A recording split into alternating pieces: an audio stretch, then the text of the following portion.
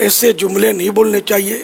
ایک بار ایک نوجوان نے میرے سامنے بھی کہا تھا کسی بات پر، شاید میں نے ہی اس کو نماز کی دعوت دی، ظہر کا وقت تھا، چھٹی کا دن تھا، تو اس بیوقوف نے کہا تھا کہ آج تو چھٹی کا دن ہے، نماز کی بھی چھٹی ہے۔ نعوذ باللہ، یہاں تو فرض کا انکار پایا جا رہا ہے، اور یہ تو ظاہر کھلا کفر ہے، بالغ تھا وہ۔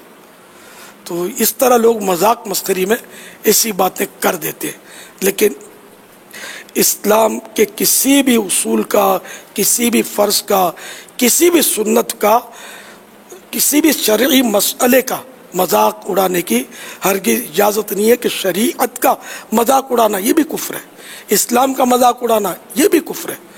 تو یہ سارے اصول ہیں۔ اب یہ دنیاوی قانون سے بھی سمجھیں کہ آج کوئی پاکستان کا مذاق اڑائے، یہ قانون اس کو بخشے گا؟ کبھی بھی نہیں بخشے گا، اندر کر دے گا اس کو۔ تو بہرحال یہ کہ ایسے الفاظ نہیں کہنے چاہیے۔